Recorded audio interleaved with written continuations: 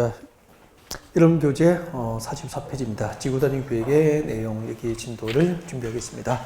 44페이지 지구단위 계획 내용입니다. 보조 자료를 활용하시는 분은 32페이지 03번에 보면은 지구단위 계획이 나와 있을 겁니다. 시작하겠습니다. 자, 우리는 도시군 관리 계획 중에서 지구단위 계획 편을 공부하겠습니다. 지구단위 계획, 지구단위 계획 편을 공부를 하고 있죠.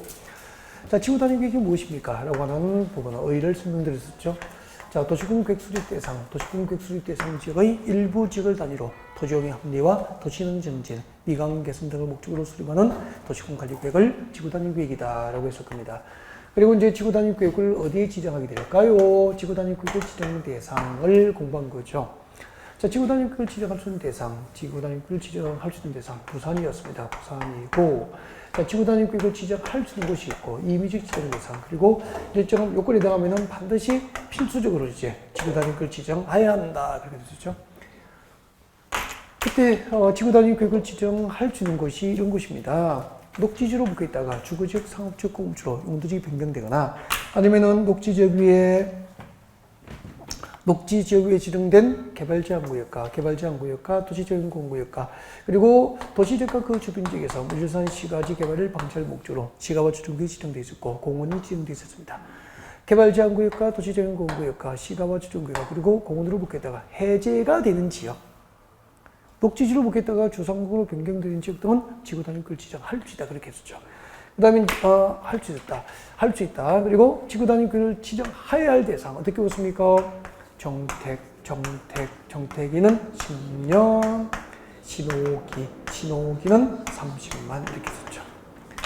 정비구역과 택지개발지구에서 시행되는 사업 완료 10년이 경과된 지역이거나 시가와 주정구역과 공원으로 묶여있다가 해제된 구역 중에서 면적이 30만 제곱 이상이거나 녹지지역에서 주거지역, 상업지역, 공업지로 변경된 지역 중에서 면적이 30만 제곱 이상이 되면 지구단위 계획을 지정해야 한다. 그렇게 됩니다. 그리고 이제 나가면은 도시지역 외 지역에서 지구단위 계획을 지정할 수 있는 대상 3개가 있었죠. 일단은 지정되는 구역 면적 100% 50% 이상은 어디에 들어가야 됩니까? 계획구역이 포함되고 나머지 용도지역이 생산관리지역과 보존관리지역이고 여기다가 아파트 짓고 12주택 지으려면 면적이 30만 제곱 이상이면 지구단위 계획을 지정할 수 있다. 그렇게 했었고요. 두 번째는 개발진흥지구가 지정되죠. 도시적 밖에 개발진흥지구가 지정된 곳은 지구단위 계획을 지정 가능하잖아. 그때 개발진흥지구가 신도시 개발을 위해서 일정한 요건을 갖춰야 됩니다. 여기도 아파트 짓고 12주택 지으려면 면적이 30만 제곱 이상이 돼야 됩니다. 도로 등 기반시설이 공급이 가능해야 되고, 자연환경에 해치지 않고 문화적인 훼손 우려가 없는 지역이 됩니다. 그리고 하나 더 있죠. 도시적 밖의 지구단위 계획 지정되기 위해서는 용도지구 있던 기존의 용도지구를 폐지해버리고 그 폐지된 용도지구에서 행비 제한을 지구단위 계획으로 대체하려고 할 경우에는 지구단위 계획을 지정할 수 있습니다. 라고 했습니다. 그래서 도시지역 밖에 지구단위 계획을 지정할 수 있는 대상은 모두 몇 개? 3개. 도시지역 밖에 지구단위 계획구역, 지구단위 계획구역 지정할 수 있는 대상은 3개. 여기까지 앞 시간에 진도가 나온 거죠. 이번 시간에는 이렇게 지구단위 계획이 지정되면, 구역이 지정되면 지구단위 계획을 결정하잖아요. 그때 지구단위 계획으로 무엇을 결정하게 될까? 지구단위 계획으로 결정이 될 내용, 지구단위 계획 내용을 공부하는 거죠. 일단 여러분 교재를 딱 보십시오. 교재 보시고 1번에 봅니다. 1번. 첫 번째 줄 거죠? 지구단위로 뭘 결정합니까? 용도지역, 용도지구, 용도지역이나 용도지구를 대통령 내의자동법에 의해서 세분하거나 변경하는 사항은 지구단위로 결정해야 됩니다. 이거 줄쭉 끄십시오. 동그라미 1번 줄쭉 긋고 요약집은 동그라미 3번, 보조자료는 동그라미 2번에 보면은 기반시설 배치 규모라고 나와 있습니다. 찾았습니까? 기반시설 배치 규모 줄 거죠. 기반시설 배치 규모. 그리고 한 칸 건너뛰어서 내려오면은 건축물의 용도 제한이 있어요. 건축물의 용도 제한 찾았습니까? 건축물의 용도 제한 줄 거죠. 건폐율, 용적률, 건축물 높이의 최고 한도, 제한도 줄 거예요. 그렇게 해서 기반시설 배치 규모, 그리고 건축물의 용도 제한, 건폐율, 용적률, 건축물 높이의 최고 한도, 제한도 이 두 개는 지구단위 계획을 결정할 때 의무적으로 포함시키게 됩니다. 의무적 포함사항. 보조자료는 동그라미 2번과 4번을 묶어서 의무적 포함사항을 적으면 되고 요약집은 3번하고 5번을 묶어서 요약적은 3번, 5번을 묶어서 의무적 포함상이라고 하면 되고 그렇게 해서 의무적 포함상은 암기를 하셔야 되죠. 자, 고기를 드시면은 이것들을 그냥 외우는 게 아니라 이해가 돼야 되거든요. 그래서 설명을 올리겠습니다. 고기들을 주시면 됩니다. 지구단위 계획. 자, 설명할게요. 네요. 고기 드세요, 이제. 고기 드시고. 이걸 그냥 외우면 의미가 없는 거예요, 그거. 고생 만나니까. 진짜 설명을 듣습니다. 여기요, 집중하세요.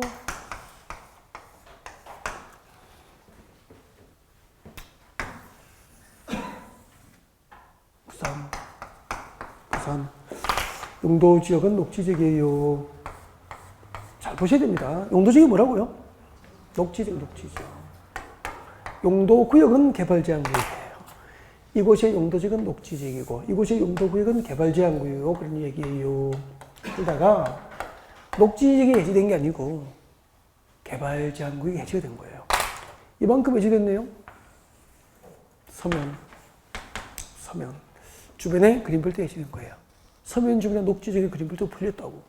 그러면은 배웠잖아요. 개발 제한 구역에서 해제가 되는 구역은 지구 단위를 지정해야 합니까? 할 수 있습니까? 할 수 있다. 그래서 부산시 녹지 지역 위에 그린벨트 딱 풀리면은 부산시에서는 거기다가 지구 단위 계획 구역, 지구 단위 계획 구역을 지구 단위 계획 구역 지정을 결정고시합니다. 조금 전에 배웠잖아요. 구역 지정이 결정고시하면은 구역 지정이 결정고시면 그다음부터 몇 년 내에 3년 내에 계획을 결정해야 됩니다. 3년 내에 그 지구 단위 계획구역이 지정된 일부 지역 단위의 도시공 관리 계획을 결정해야 되는 거죠. 그 일부 지역 단위의 도시공 관리 계획이 뭐죠? 지구 단위 계획이잖아요. 지구 단위 계획을 3년 안에 의무적으로 결정고시해야 돼요. 만약에 구역 지정을 결정고시해 놓고 3년 동안 계획 결정고시가 없으면 3년이 된 날에 다음 날 구역 지정을 결정고시한 그 결정고시의 효력은 실효가 되어버립니다. 아셨죠? 그럼 그때 지구 단위로 무엇을 계획할까? 무엇을 결정할까? 그 지구 단위 계획 결정 내용을 알아야 상담이 될 거 아닙니까? 지구 단위로 뭘 결정하냐면 첫 번째 줄 것들이 있잖아요. 용도지역과 용도지구를 대통령령이 정하는 법에서 세분하고 변경하는 사항은 지구 단위로 정한다 이 말이에요. 이게 무슨 말인지 모르잖아 지금. 그래서 여기를 봐야 됩니다. 여기 용도지역이 뭐죠? 여기 용도지역이 뭐죠? 이 지구 단위 그 지정된 여기 용도지역이 뭐냐고. 녹지지역이고 그 위에 개발장구역 됐었죠. 지금 뭐가 해제됐다고 그랬죠? 개발장구역이 해제되면서 지구 단위 그 지정됐으니까 이게 용도지역 녹지지역 상태잖아. 맞죠? 그럼 녹지지역에 그린벨트는 풀려도 녹지지역에 아파트 중심으로 개발할 수 있습니까? 없습니까? 없죠. 업무용대 빌딩 지을 수 있어요? 없잖아요. 그러면 지구 단위 그 용도지역을 그대로 둬야 되겠습니까? 아파트 지으려면 3종 일반주로 변경해야 됩니까? 일반주로 변경이 될 거 아닙니까? 이렇게 지구 단위 계획구역 안에서 말이야. 용도지역과 용도지구를 세분하거나 변경을 할 때는 부산시에서 지구 단위로 결정한다 이 말입니다. 아, 지구 단위 계획구역 안에 용도지역, 용도지구를 세분 변경할 때는 지구 단위로 결정하는 거구나. 그러면은 시에서 결정고시한 지구 단위 계획은 봐요. 그러면 여기 녹지지역을 3종 일반주로 고층 아파트 지으려고 고층 아파트 위주로 신도시를 만들기 위해서 녹지지역을 3종 일반주로 변경한 거예요. 부산시 지구 단위 계획으로. 그걸 결정하면 비밀입니까? 시민에게 고시합니까? 고시해서 알리잖아. 그럼 이걸 보면은 지구 단위, 시가 결정 고시한 지구 단위를 보시면 녹지지역이 3종 일반주로 변경돼서 이 지역이 아파트 단지 위주로 개발될 건지 중심 사업소로 지정해서 업무용대 빌딩을 지어서 개발될 건지 다 알 수 있는 거 아닙니까? 아, 그래서 만약에 3종 일반주로 변경하게 됐습니다. 용도지역을 3종 일반주로 변경했어요. 그러면 이제 고층 아파트 위주로 개발해야 되잖아. 그러면 이 지역이 아파트 단지로 개발되려면 무엇이 필요합니까? 도로가 필요하잖아. 그리고 지하철 들어와야 되잖아요. 학교 지어야 되잖아요. 공원 만들어야 되잖아. 지하철역도 만들어야 되잖아. 이것은 뭐죠? 기반시설이잖아. 그러니까 이 지구 단위 계획구역 안에 어떤 기반시설을 배치할 건지, 기반시설 배치, 어떤 기반시설 배치할 건지, 기반시설 배치, 규모. 도로는 몇 차선 도로로 할 건지, 지하철 크기는 어떻게 해야 되는지, 지하철 출입구는 몇 개를 만들 건지, 뭐, 이런 거 규모. 기반시설 배치 규모 해당도 지구단위구를 정하게 됩니다. 그러니까 시가 결정고시한 지구단위구를 보면은 여기에 이 블록에는 지하철 여기 건너편에 생기고, 여기 이 블록에는 지하철 여기 생기고, 지하철 몇 수서 연장이 들어오고, 도로는 몇 차선 도로가 뚫리고, 초등학교는 몇 개 들어오고, 고등학교는 몇 개 들어오고 다 할 수 있는 거죠. 이 정도 알아야 당장 사고 부동산 상담하는 거 아닙니까? 근데 솔직히요, 한 100명 여러분이 선배님 학교 가시면은 이 지구단위 계획을 이렇게 활용하시는 분은 100명 중에 1명도 잘 안 나옵니다. 그럼 이거 열심히 공부하시면 경쟁력 있잖아요. 그러니까 이거 부동산에 가서는 가격이 단위가 높기 때문에 여러분 아파트 첫째 내 집 마련할 때 여러분 가서 바로 첫 방에서 계약서 썼습니까? 아니잖아. 알아보고 또 저 집에 부동산에 가서 알아보고 또 지인에게 안 물어보고 이렇게 하고 몇 번 고민하다가 계약서 쓰러 가는 거 아닙니까? 그것도 가서도 쓸까 말까 망설이고 그러잖아요. 그래서 이렇게 몇 군데 들려보면 공연 중에서 실력이 다 등소가 나온다니까. 이 집에는 아는 것도 없는지, 이 집에는 큰일 난 것 같음, 이 집에는, 맞아, 이 집에는 믿을만해. 계약서 쓰러 갈 때는 그 집에 가죠. 평생 아파트 계약서를 늘 쓰는 것도 아닌데, 몇 번 쓸 건데. 실력 차이입니다. 다. 연봉은 그렇게 생각하셔야 돼요. 이런 걸 알아야 상담이 제대로 되죠. 그 다음에 세 번째. 건축물의 용도 제한입니다. 건축물의 용도 제한 이런 거죠. 한번 보십시오. 우리 건축법상 건축물의 용도별 종류가 29개라고 했잖아요. 여기 이 블록에 이번에 지구단위 그린벨트 해지된 이 블록의 땅을 분양받으면 건축법상 어떤 용도의 건축이 가능한지, 어떤 용도의 건축이 제한되는지, 이 블록은 어떤 용도의 건축을 허용할 것인지 제한할 것인지 등을 시에서 지구단위로 다 정하는 거예요. 그리고 건폐율 용적률도 지구단위 구역이 지정되면 건폐율 용적률을 지구단위로 다시 정합니다. 건폐율 용적률을 다시 정하죠. 그러면은 이 블록은 건폐율 몇 %, 여기는 몇 %, 여기는 용적률 얼마, 여기는 용적률 얼마. 건폐율과 용적률을 알아야 대충 이 블록은 몇 층까지, 이 블록은 몇 층까지 땅 사면 아파트 짓고 빌딩을 지을 수 있다고 대략적으로 계산이 되잖아요, 이제. 그 다음에 건축물 높이의 최고 한도, 최저 한도. 어떤 블록은 몇 층까지 지을 수 있고, 최고 몇 층까지 지을 수 있고, 최소 몇 층 이상으로 지어야 되고, 최고 한도, 최저 한도. 지금 소개한 거 있잖아요. 두 번째, 세 번째 소개한 것은 지구단위 계획 수립할 때 의무적으로 포함시켜서 반드시 지구단위 계획을 이걸 결정해야 되는 거예요. 여러분, 시에서 지구단위 계획을 결정할 때 반드시 포함시켜야 되는 의무적 포함사항, 저를 보고 기반시설 배치 규모, 건축물의 용도 제한, 건폐율, 용적률, 건축물 높이의 최고 한도, 최저 한도. 이걸 틈만 나면 이렇게 기억이 되면 외워야 되는 거죠, 뭐. 그러니까 잊어버리는 것은 누구나 똑같다. 근데 누가 틈만 나면 자주 외우는 그 차이 아닐까요? 그죠? 네. 지구단위 계획이었습니다. 설명이 됐습니까? 현장 그림을 통해서 설명 다 드렸죠. 자, 지구단위 계획으로 무엇을 정하는지 알게 됐죠. 그 다음에, 자, 이렇게 이제 지구단위 계획이 지정되면은 이제 그 공적 개발, 지구단위 계획에 의한 공적 개발이 가능하도록 각종 규제를 완화하게 됩니다. 완화. 이제 이것도 나누자고 한번 봐요.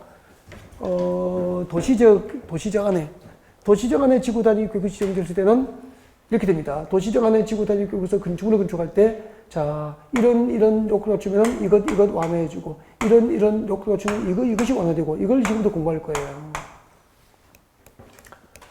그리고 도시적 밖에 지구단위 계획이 지정되면 신도시가 개발되잖아요.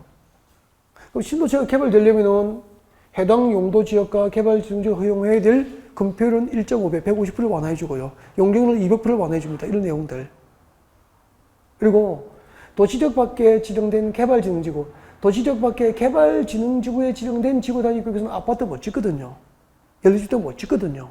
단, 그 개발진흥지구가 계획관리지역 안에 위치할 경우에는 도시적 밖에 개발진흥지구에 지정된 지구단위 구역에서도 아파트와 연립주택 건설이 가능하게 되거든요.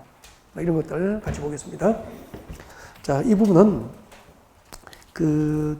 요약집 45페이지 보니까 너무 간단히 마무리를 해버려가지고 보조단을 좀 활용을 하겠습니다. 알겠죠? 네, 보조단을 좀 활용을 할게요. 그래서 보조자료를 활용을 해야 될 것 같아요. 네, 그래서 이 부분은 요약집에 있는 내용은 제가 합니다. 해드리고 그게 추가해서 할 거예요. 알겠죠? 네, 그러니까 요약집을 가지신 분이 이걸 불만을 보조단을 쓴다고 불만을 하면 안 돼. 이런 걸 도움 주려고 하는 거지 뭐. 그죠? 잘 보시고 45페이지 일단 요약집을 먼저 봐드릴 거야. 45페이지 오시고 45페이지 오면은 제일 밑에 참고라고 되어 있네요. 네, 기억할 포인터 완화 규정이라고 되어 있네요. 네, 자 하겠습니다. 이건 이제 도시적인데 일단 보십시오. 도시적에 지정된 지구 단위구의 지정 목적 동그라미 지정 목적이 다음에 해당하면 목적이 밑에 몇 개 있습니까? 3개. 동그라미 1번, 2번만 하시면 돼요. 줄 거죠? 차 없는 글이 한옥마을 보존. 지구 단위구의 지정 목적이 한옥마을 보존과 또 줄 거죠? 차 없는 글이 조성. 그리고 세 번째 줄, 두 번째 줄 끝에 줄 거죠? 차량 진입 금지 구간 지정. 이 세 가지를 목적으로 하면은 어차피 차량 진입이 금지될 거니까 주차장 필요 없죠. 그래서 줄 것이십시오. 저 위에 줄 거요. 주차장 설치 기준을, 주차장법상 주차장 설치 기준을 몇 프로 완화합니까? 100% 완화해 줄 수 있다. 이거 뭐, 이 경우에는 주차장법상 주차장 설치 기준을 80%까지 완화, 이렇게 시험 나왔었어요. 진짜 쉽게 나왔었다고. 그래서 살짝 외워놔야 됩니다. 지구단위구 지정 목적이 한옥마을 보존과 참는거리 조성을 목적으로 한다면은 주차장법상 주차장 설치 기준을 100%까지 완화해 줄 수 있다. 여러분, 주차장 기준을 100% 완화한다는 것은 주차장법상 주차장을 두지 아니할 수 있도록 해주는 거예요. 아예 주차장을 설치 안 해도 된다는 이야기입니다. 그리고 넘겨주시고 다음에 해당하는 경우 자 동그라미 1번 줄 거죠. 도시지역 줄 거요. 도시지역에 뭘 지정했죠? 개발 증줄 지정 줄 거요. 도시지역에 개발 증줄 지정했고 그 개발 증줄에 다시 뭘 지정했죠? 지구 단위구를 지정 줄 거요. 지구 단위구를 지정하면은 다시 올라갑니다. 지구 단위구역으로 해당 용도지역에 적용될 용적률을 얼마를 완화해 줄 수 있죠? 120%에 대해서 용적률이 완화 적용됩니다. 자, 이제 요약집은 다 해드렸고 여기에 이제 추가되거나 또 반복될 수도 있습니다. 이제 보조단으로 가겠습니다. 보조단 오세요. 보조단 오시고 네. 이런 보조단 보조자료 32페이지입니다. 보조자료 32페이지 오른쪽 하단에 봐요. 자, 지구단위구역에서 규제 완화. 먼저 도시적에서 규제 완화가 나와 있습니다. 자, 동그라미 1번 읽어드립니다. 집중. 자, 도시적에 지정된 지구단위구역에서 동그라미 1번 건축물을 건축하고 있는 자가 미칠 것이십시오. 대지의 일부를 공공시구로 제공. 대지의 일부를 공공시구로 제공하면은 세 가지가 완화됩니다. 동그라미 하십시오. 금폐율, 용적률, 높이 제한 세 개 동그라미 합니다. 금폐율, 용적률, 높이 제한이 완화돼요. 도시적에 지정된 지구단위구역에서 건축물을 건축하고 있는 자가 대지의 일부를 공공시구로 기부하면은 즉 대지의 일부를 학교용지, 공원용지, 도로용지 등으로 기부하면은 뭘 완화해 줄 수 있죠? 금폐율, 용적률, 높이 제한이 완화될 수 있다. 그 다음에 넘깁니다. 두 번째. 자, 도시적에 지정된 지구단위구역에서 건축물을 건축하고자 하는 자가 밑줄 그십시오. 밑줄. 건축법상 공개공지 의무 면적을 초과 설치한 경우 줄 거예요. 건축법상 공개공지 의무 면적을 초과 설치한 경우. 공개공지 의무 면적을 초과 제공하면은 참고로 물어볼게요. 건축법상 공개공지 의무 면적은 대지 면적의 몇 퍼센트죠? 10% 범위입니다. 10% 범위에서 제공 면적을 조례로 정한다. 그렇게 되어 있죠. 이 건축법상 공개공지 의무 면적은 대지 면적의 10% 범위에서 조례를 정하는데 이것을 초과 제공한 거예요. 그러니까 대지 면적의 뭐 15%, 20%를 건축화정고 시민들의 휴식 공간으로 만들어 준 거 아닙니까? 그러면은 그 건축지역에 벌 줍니까? 상 줍니까? 상 줍니다. 뭘 완화해 주죠? 용적률과 높이 제한 동그라미 하십시오. 용적률과 높이 제한. 그리고 그때 금필과 용적률을 완화할 수 있는 얼마까지 완화해 줄 수 있는지 공식이 나와 있죠. 이것은 나중에 문제 풀이할 때 다룰 겁니다. 네. 그리고 두 번 나온 적이 있는데 문제 없습니다. 문제 풀이할 때 다뤄드릴 거예요. 그 다음에 동그라미 3번 와요. 아까 했구나. 줄 거 주십시오. 동그라미 3번 조금 이따 줄 거죠. 지구단위구역 지정 목적이 다음 중 한 개 더하면은 줄 거죠. 지정 목적이 다음 중 한 개 더하면은 지정 목적 예를 들면은 뭐죠? 줄 거죠. 한옥마을 보존 박사네. 또 줄 거죠. 차 없는 거리 조성 올라갑니다.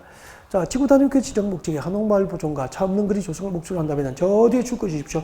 주차장법상 주차장 설치 기준을 몇 프로까지? 100%까지 완화. 이건 중복되죠? 아까 했던 겁니다.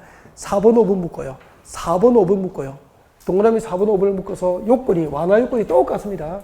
똑같기 때문에 줄 것이십시오. 도시지역 줄 거예요. 4번에도 도시지역, 5번에도 도시지역 줄 거예요. 도시지역에. 뭘 지정했죠? 개발진흥지구 지정 두 군데다 줄 것입니다. 4번, 5번 모두 도시지역에 둘 모두 개발진흥지구 지정했습니다. 그 개발진흥지구에 다시 뭘 지정했죠? 지구단위구역을 지정했습니다. 지구단위구역을 지정하면은 4번 봅니다. 4번 줄 것죠. 해당 용도지역에 적용될 용적률 얼마? 120% 이내에 줄 거 놓으면 되죠. 해당 용도지역에 적용될 용적률 120% 이내에서 손떼고 용적률을 완화 적용할 수 있습니다. 그리고 5번 도시지역의 개발진흥지구가 지정되고 그 개발진흥지구에 지구단위구역이 지정되면은 아까 이건 없었죠? 줄 거예요. 건축법에 따라서 제한된 건축물 높이 얼마? 120 동그라미 됩니다. 건축물 높이 120% 이내에서 높이 제한이 완화 적용될 수 있어요. 자, 지금까지 동그라미 5번까지 오면서 도시적 안에서 일정한 요건을 갖추면은 도시적 안에 지정된 지구 단위 구역에서 일정한 요건에 해당하면은 건폐가 용적률이 완화될 수 있죠. 완화될 수 있는데 그때 이제 최대 한도가 있어. 맥시멈이 있다고. 자, 밑에 봅니다. 위 도시지역에서 완화 적용하는 건폐율과 용적률은 해당 용도지 지금부터 줄 거죠. 해당 용도지역과 용도지구에 적용되는 건폐율의 얼마까지만? 150%까지만. 용적률은 200%까지만. 즉 건폐율은 150, 용적률은 200%를 초과하여 완화할 수는 없다는 거죠. 여러분 도시에서 일정한 요건을 갖춰서 건폐율과 용적률이 완화 적용될 수 있잖아요. 그때 완화할 수 있는 맥시멈 최대치는 건폐율은 150, 용적률은 200%까지만 완화가 가능해요. 그것을 초과하여 완화 적용해 줄 수는 없도록 맥시멈 최대 한도를 정해 준 거예요. 그것도 알고 있어야 되고요. 그 밑에 내려와 줄까요? 그 밑에 볼까요? 2번. 도시적 외의 지역. 도시적 외의 지역에서 지구 단위 구역에서 건폐율 완화합니다. 도시적 밖의 지구 단위 구역에서 건폐율 완화합니다. 자, 이것은 잠깐만 그림 잠깐만 봐줘요. 루루루루루. 도시적 밖에서 지구 단위 구역을 지정할 수 있는 대상은 계획관리지역이 신도시 개발 요구를 갖추거나 개발진흥지구가 신도시 개발 요구를 갖춘 경우예요. 그럼 봐요. 이 계획관리지역과 개발진흥지구가 지정된 지역도 신도시가 개발되려면 해당 용도지역과 개발진흥지구에 적용이 될 건폐율 용적률은 강화합니까? 완화해줘야 됩니까? 완화를 해줘야 되는 거야. 건폐율은 해당 용도지역과 개발진흥지구에 적용될 건폐율은 1.5배를 완화해줍니다. 용적률은 2배, 2배를 완화해줘요. 그러면은 정리하면은 도시지역과 비도시지역 모두 지구 단위구역에서 완화할 수 있는 건폐율의 맥시멈은 150이고 용적률은 200 이렇게 한꺼번에 반화해야 된다고. 저 요약집에 나와 있는 내용을 어물쩍 해주고 설명하고 넘어가 버리면은 이런 거 다 쓴 거지잖아. 이렇게 손해잖아요. 다 나올 수 있는 것들인데. 그래서 보조 자료를 활용하는 겁니다. 그 다음에 내려오시고 2번 읽어볼게요. 2번에 1번. 도시적 밖에 지정된 지구 단위 구역에서는 지구 단위 구역으로 줄 거죠. 지금부터 해당 용도지역과 개발진흥지구에 적용될 줄 거죠. 해당 용도지역과 개발진흥지구에 적용될 건폐율은 얼마? 150. 용적률은 200% 이내에서 완화 적용을 해줄 수 있게 돼요. 그리고 2번 내려옵니다.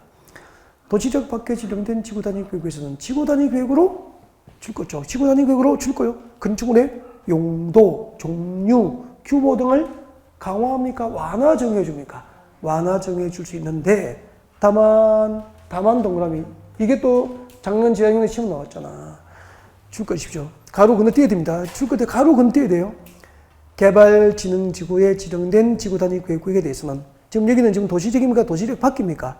도시적 밖입니다. 도시적 밖에 개발진흥지구에 지정된 지구 단위 구역에서는 저대에 줄 거죠. 공동주택 중에서 줄 거요. 아파트와 연립주택 건설은 허용돼요? 안 돼요? 안 돼요. 도시적 밖에 개발진흥지구에 지정된 지구 단위 구역은 아파트나 연립주택 건설이 허용이 안 돼요. 단 가로내군요. 가로내 줄 거죠.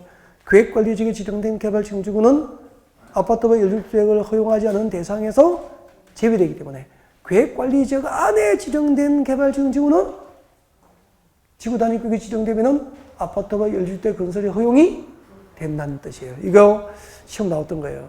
상당히 깊게 들어가죠. 어렵게 나오죠. 아니 시험 나온 데 부분까지 아무리 요약식으로 해야 되는 거 아닌가? 그래서 이제 해드린 거예요. 다시 이건 좀 어려우니까 다시 잠깐만요. 여러분 도시적 밖에 개발진흥지구에 지정된 지구 단위 구역에서 원칙적으로 아파트와 연립주택 건설이 허용돼요? 안 돼요? 안 돼요. 단 그 개발진흥지구가 어디에 있으면은 계획관리지역 안에 지정된 개발진흥지구라면은 도시적 밖에 지구 단위 구역이 지정되더라도 아파트와 연립주택 건설이 허용이 된다. 여러분, 계획관리지역 안에 지정된 개발진흥지구에 지구 단위 구역이 지정되면 아파트 12대 건설이 허용돼요, 안 돼요? 돼요. 근데 계획관리지역이 아닌 도시적 밖의 개발진흥지구에 지정된 지구 단위 구역은 아파트 1대 건설이 허용돼요, 안 돼요? 안 돼요.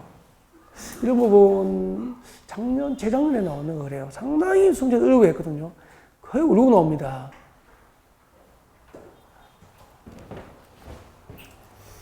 여러분은 웃으면서 나오셨으면 좋겠습니다.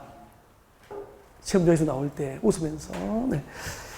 그날을 위해서 좀 참고 견디시고, 그죠? 열심히 하는 거지 뭐. 46페이지 오세요. 여기 46페이지 오세요. 보조자료는 계속 보셔도 똑같아요. 똑같으니까 이 부분은. 자, 6번 같이 보겠습니다. 요약집 46페이지. 지구단위 구역 진행에 관한 도시군관리구역 결정 실효 찾으셨습니까? 네, 여기 진행할게요. 지구단위 구역 진행에 관한 도시군관리구역 결정 고시도 몇 년? 3년 이내 줄 거 놓고 3년 내에 그 지구단위 구역에 대한 지구단위 구역 결정이 고시되지 않으면 줄 거 주십시오. 3년이 되는 날에 다음 날 손 떼고 그 지구단위 구역 지정에 관한 도시군관리구역 결정은 효력을 잃게 됩니다. 예를 보십시오. 2번. 이번에 주민이 입안을 제한한 것 줄 거 주세요. 주민이 입안을 제한한 거 가로 안에 있잖아요. 주민이 입안을 제한한 지구단위 구역에 관한 도시군관리구역 결정 고시로부터 몇 년? 5년 이내 줄 거죠. 5년 이내에 이 법과 다른 법률에 따라서 허가 인가 승인을 받고 사업가 공사에 착수를 하지 않으면 다음 줄 거예요. 5년이 되는 날에 다음 날 줄 것이십시오. 다음 날 손 떼시고 지구단위 구역에 관한 도시군관리구역 결정은 효력을 잃게 됩니다. 설명드릴까요? 설명드리고 지구단위 구역 마무리할게요. 자, 고개 드시고 설명을 받아주십시오. 설명을 받아주시옵소서. 봐주시고요.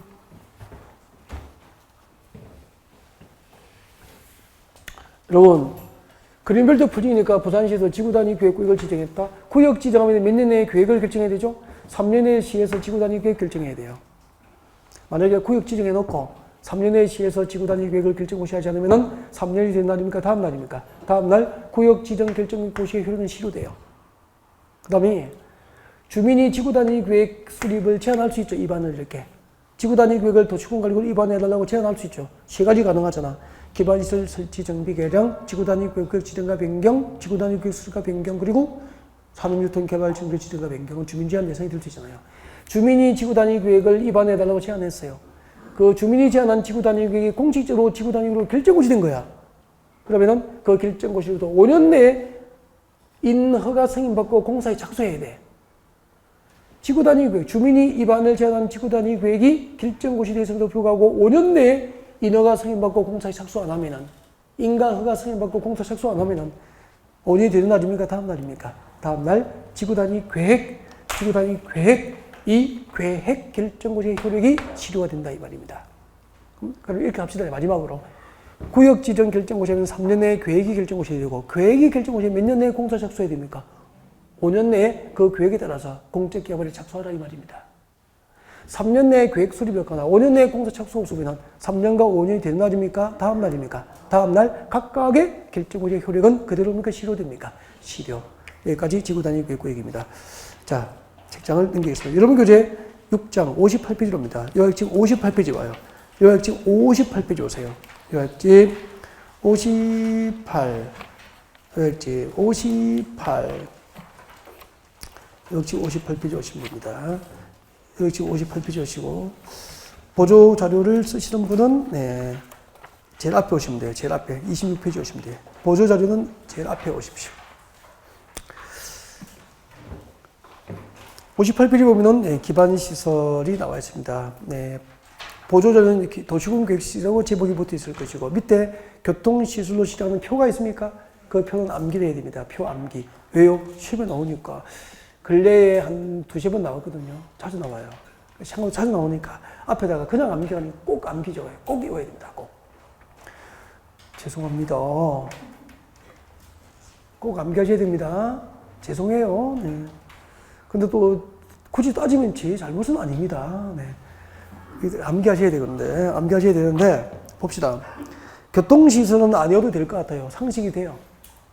그 밑에 공간시설은 안 외우면 안 돼요. 상식으로 안 되거든. 공간시설 발표하시고 동그라미 해주십시오. 광장, 공원, 동그라미 하십시오. 그리고 줄 것이십시오.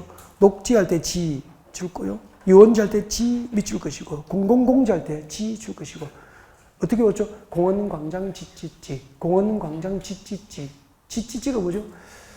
세 개잖아. 녹지, 유원지, 공지. 녹지, 유원지, 공지, 지지지. 공원, 광장, 지지지. 그렇게 오십시오. 그 다음에 유통, 공급, 시설, 공공문화, 체육시설도 그냥 보십시오. 그냥 보시면 돼요. 마지막에 세 개 발표하십시오. 방제시설, 보건유행시설, 환경기초시설 묶어주시고 발표하시고. 지금까지 기출은 주로 출제는 여기서 출제됐습니다. 이것들이 주도했습니다. 출제에. 그래서 그 세 개는 발표 꼭 찍고, 거기도 발표해놨구나. 좋은 책이에요. 네. 자, 방제시설 같이 볼까요? 방제시설. 이거 다 외워야 되거든요. 하천할 때 하 동그라미, 유수지 할 때 유 동그라미, 하유, 하유. 그렇게 합니다. 저수지는 세 글자 모두를 동그라미 합니다. 저수지 세 글자 모두를 동그라미. 그 다음에 줄 것이십시오. 방아설비, 방풍설비, 방수설비, 사방설비, 방조설비, 방방방방 하잖아. 그죠? 방이 9개면은 방구고. 쓸렁. 방제시설은 재를 예방하기 위한 기반시설이잖아. 그래서 방제시설은 대개 막을 방자 들어갑니다. 그래서 줄 거 드린 거죠. 방아설비, 방풍설비, 방수설비, 사방설비, 방조설비 이렇게 한 거죠. 그래서 어떻게 보냐면은 방이 한 개입니까? 방방합니까? 방방하잖아. 그래서 저수지 방방하유. 다 외웠죠? 저수지 방방하유. 자, 시작합니다. 보건위생시설. 다시 볼게요. 아까 방제시설 어떻게 외웠죠? 저수지 방방하유. 그래도 안 웃네. 자, 보건위생시설. 보건위생시설은 네, 장사시설, 그리고 도축장, 종합의료시설이니까 전부 주검에 관련된 기반시설 맞죠? 뒤에 적으십시오. 주검 관련 시설이라고. 주검 관련 시설. 그렇게 기억하면 되죠. 보건위생은 주검 관련 시설이에요. 장사시설, 도축장, 종합의료시설. 그렇게 되죠. 환경기초시설입니다. 환경기초시설. 하수도, 하 동그라미 하십시오. 하. 폐기물 처리 및 재활용시설, 폐 동그라미 합니다. 네. 그리고 그 뒤에 빗물 저장 및 유용시설이 신설됐거든요, 작년에. 그래서 빗물 동그라미. 재작년 신설돼서 작년부터 시험에 대비한 거예요. 수질 오염 방지시설, 수 동그라미. 폐차장 할 때 폐 동그라미. 하수도 할 때 하. 수질 오염 방지시설 수, 하수. 폐차장 폐. 폐기물 처리 시설 폐. 하수, 폐. 다 외웠네. 하나 남은 게 뭐죠? 빗물. 빗물 동그라미, 빗물. 하수, 빗물. 하수, 빗물. 환경기초시설입니다. 그리고 넘어갑니다. 넘어가기 전에 보조자료 한번 봐요. 보조자료. 보조자료 가지고 계시는 분들 보충해서 도로 동그라미, 자동차 정류장 동그라미, 광장 동그라미 몇 개죠? 3개. 이 3개는 대통령령으로 체분이 돼요. 그럼 이 자체가 문제될 수 있다. 기반시설 중에서 대통령령으로 체분 가능한 것은 도로, 자동차 정류장, 광장이에요. 근데 근래에 가까운 시기에 기반시설의 분류 중 자동차 정류장에 해당하지 않는 것은 그렇게 시험이 나온 거예요. 그럼 자동차 정류장을 분류하면 종류가 쭉 나와 있죠. 여객 자동차 터미널부터 복합 환송센터까지 이 종류를 외우는 문제가 나온 거예요. 그럼 이걸 다 외우라는 거잖아요. 광장 별표예요, 광장. 광장을 세분하면은 교통광장, 일반광장, 경관광장, 지하광장, 건축물 부술 광장이 있는데 지하광장 동그라미 밑에 적으십시오. 지하광장 밑에다가 아니야. 지상광장 이렇게 찍어드리고 싶네요. 다음 중 기반시설 중에서 광장이 세분된 것이 해당하지 않는 것은 답은 뭐죠? 지상광장이 답이라는 거죠. 그러니까 지하광장은 법상 존재해요. 지하광장은 공식적으로 이 법상 도시공계획서도 존재하지만 지상광장은 존재하지 않아요. 왜요? 나머지 지하광장이 아니면 나머지 광장은 전부 지상 공간에 있기 때문에 지상 광장은 별도로 법상 정하지 않는 겁니다. 아셨죠? 네. 그러면 나온 다음에 이런 게 좀 확률이 높죠. 그래서 이런 것은 그냥 이렇게 찍어 드린 거예요. 저 시험 나온 적이 없으면 요약집에서 가져오지도 않아요. 나온 적이 있고 가능성이 있으니까 가져오는 거죠. 혹시 모르니까 체크했으면 좋겠고. 그 다음에 이제 책장을 넘겨서 요약집을 가지고 계시는 분은 몇 페이지 오셔야 되냐면은 64페이지 와요. 요약집은 64페이지로 오시고, 요약집은 64페이지로 오시고, 그리고 보조 자료를 가지고 계시는 분, 보조 자료를 가지고 계시는 분은 매수 친구 제도로 오셔야 됩니다. 28페이지 오시면 돼요. 28페이지. 28페이지를 보시면 돼요. 28페이지를 보셔야 되는데, 28페이지를 펼쳐 두시고, 요약집은 64페이지를 펼쳐 두시고, 지금부터 제가 수업을 판수하면서 진행할게요. 그래서, 둘 모두를 가져도 수업은 할 수 있도록 판수합니다. 설명 들어주십시오. 광역도시계획. 광역도시계획이 수립된 지역이라면 여기에 부합될 수 있도록 도시군 계획을 수립합니다. 도시군 계획이 수립됩니다. 맞죠? 그 도시군 계획에는 두 가지가 있습니다. 뭐죠? 도시군 기본계획도 있고, 도시군 관리계획이 있고, 도시군 관리계획이 있고, 도시군 관리계획으로 입안하고 결정이 될 대상 1번이 뭐죠? 용도지역, 용도지구의 지정과 변경 2번, 용도구역의 지정과 변경 3번이 뭐죠? 기반시설, 설치, 정비, 개량. 근데 기반시설 불러주세요. 그냥 아는 대로 불러주세요. 무엇이 있습니까? 도로, 지하철, 또 사직, 야구장. 요즘에 롯데, 요즘 좀 올해 좀 하죠? 네? 또 하시? 처음에 엄청 잘한 것 같은데? 걱정이네, 또. 도로, 지하철, 야구장. 그리고, 야구장 뺄까요? 그 이제 시작이니까, 뭐, 그죠? 시작이니까. 도로, 지하철, 야구장. 광안대교. 강환대교. 왜 그렇지? 자, 도로, 지하철, 야구장, 강안대교. 이 기반시설은 도시군관리구로 설치를 결정해서 합니다. 도시군관리구로 설치를 결정해서 고시하죠. 그때부터 도로 등에 대한 명칭이 바뀝니다. 기반시설에서 무엇으로 바뀝니까?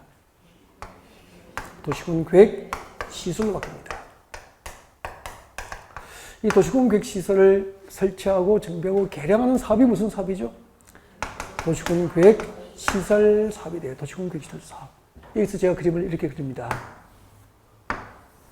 도시군계획 시설 사업이, 자, 이게 도로가 있잖아. 도로가 있고요. 위에는 갑의 토지고 밑에는 을의 토지예요. 이 갑과 을의 토지를 대상으로 서울시에서, 부산시에서 도로를 설치하기로 결정고시합니다. 갑과 을의 토지를 대상으로 기존의 도로가 좁으니까 도로를 확장해서 설치하기로 도시군관리구로 결정을 해버렸죠. 그때부터 우리는 도로를 건설한 사업이 무슨 사업입니까? 도시군계획시설 사업이잖아.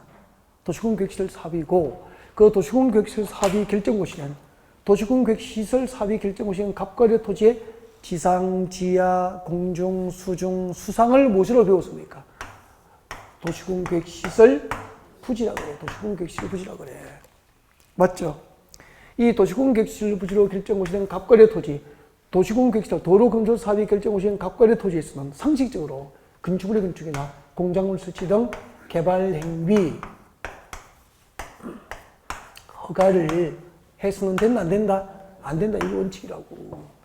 도시군계획시설 사업이 결정고시된 토지의, 도시군계획시설 사업이 결정고시된 토지의 지상, 지하, 공중, 수중, 수상을 도시군계획시설 부지로 하고, 이 도시군계획시설 부지에서는 건축물의 건축이나 공작물 설치 등 개발 허가를 해서는 안 되는 거예요. 이런 교재. 요약집 보조자료 봐요. 보조자료. 보조자료 보십시오. 요약집도 안 나와 있는 것 같더라고요. 보조자료 봅니다. 제일 위에 봅니다. 도시군계획시설 부지에서의 개발 행위 찾으셨습니까?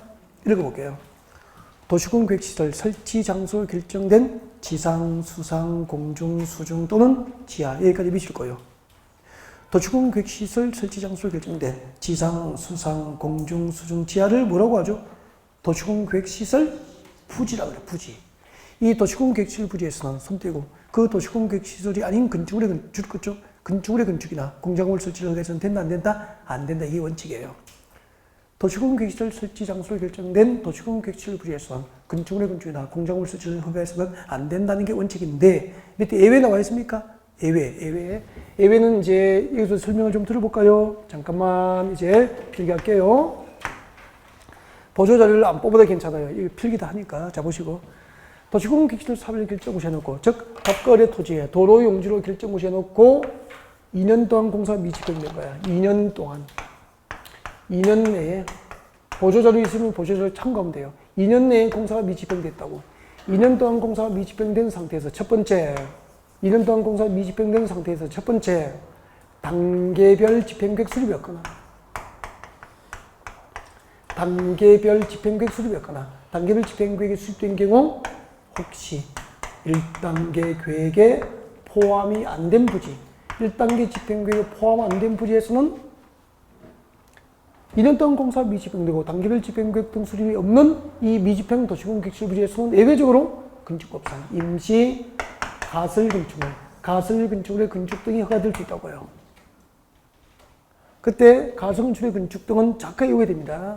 자료 봐요. 보조 자료 봐요. 허가 대상이 박선에 나와 있습니까? 1번이 뭐죠? 박선에 가설 건축물의 건축 출고요. 이를 위한 형질 변경. 박선에 있습니다. 가설 건축물의 건축, 이를 위한 형질 변경. 그리고 공작물의 설치. 저 중간에 있습니다. 공작물의 설치와 이를 위한 형질 변경. 그 밑에 가성출이 아닌 건축물은 처리가 쉽지 않기 때문에 건축물의 개축 또는 재축, 이를 위한 형질 변경 세 가지가 허가됩니다. 이 세 가지를 다 외워야 됩니다. 가설 건축물의 건축, 공작물 설치, 건축물의 개축 또는 재축, 개축 또는 재축, 이를 위한 토지 형질 변경은 허가될 수 있다 그렇게 됩니다. 이 설명하려고요. 다시 보십시오. 다시 설명해 드릴게요. 다시 여러분 A 지역과 B 지역, A 지역과 B 지역을 연결하기 위한 도로 건설 사비 결정고시 됐습니다.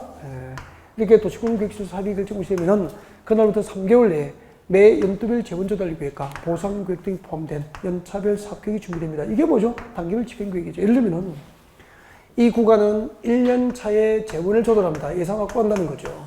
1년 차에 재원을 조달하고 이 도로 용지에 편입된 수많은 땅과 건물이 있겠죠. 강제 수용하고 보상 절차를 끝내고 공사하겠다는 거죠. 1년 차에. 이 구간은 2년 차에 재원을 조달하고 보상 절차 끝내고 공사할 거야. 3년 차, 4년 차, 5년 차, 6년 차에 그렇게 갈 거야. 이게 단계별 집행계획이에요. 매 연도별 재원 조달 계획과 예산 확보하는 거죠. 매 연도별 재원 조달 계획과 보상 계획 등이 포함된 연차별 사업계획을 단계별 집행계획이라고 그래. 그리고 단계별 집행계획에서 여기요. 3년 이내에 시행해야 될 도시공 계획시설 사업의 몇 단계 집행계획이죠? 1단계 집행계획. 3년 이후에 시행해야 될 도시공 계획시설 사업은 2단계 집행계획 그렇게 되죠. 그럼 봐요. 편의상 왼쪽을 갑의 토지라고 하고 오른쪽을 을의 토지라고 하자. 이 각거래 토지에 도로 용지를 결정고시 해버리면은 각거래 토지는 도시공 계획시설로 묶인 거예요. 이 도시공 계획시설로 묶인 각거래 토지에서는 건축물의 건축이나 공작물 설치를 허가해서는 안 되는 게 원칙이지만 도시공 계획시설 사업 결정고시 해놓고 2년 동안 공사가 미집행됐어. 도시공 계획시설 사업을 결정고시 해놓고 2년 동안 공사가 미집행된 상태에서 첫 번째 단계별 집행계획 수립이 없다면은 사업만 결정해놓고 아직까지 예산을 확보해서 연차별로 사업을 하기 위한 세부적인 사업 계획도 준비가 안 된 거잖아요. 그럼 당분간 여기 공사가 있어 없어? 없어. 당분간 공사가 없을 미집행 도시공 계획시설 부지는 건축법상 3년 내에 철거를 조건으로 하는 임시 가성시설 건축 공작물 설치 그리고 철거가 쉽지 않은 가성출이 아닌 건축물은 신축은 안 되고 건축물의 개축 또는 재축 이를 위한 형질 변경은 허가된다 이 말입니다. 혹시 단계별 집행계획이 수립됐더라도 1단계 집행계획 여기 1단계잖아. 1단계 집행계획에 포함 안 된 부지는 몇 단계죠? 2단계 부지는 1단계 집행계획 포함 안 된 2단계 부지에서는 건축법상 임시 가설 건축의 건축이 허가된다 이 말입니다. 왜요? 이게 몇 년 있어야 되죠? 4년 이후에 공사 시작되니까 앞으로 만 3년 동안 사업이 없잖아요. 만 3년 동안 공사가 없을 이 땅에 3년 내에 철거를 조건하는 임시 가선주는 허가가 되는 거예요. 참 법 잘 만들었잖아요. 그 다음에 도시공원 객지를 사별 결정 오셔놓고 여기서 끊을게요. 그래서 끊었다가 쉬었다가 연결해요. 네. 이거 매도 청구 정도 들어가면은 15년 정도 더 하면 이러면 힘들어서 안 돼요. 저는 괜찮은데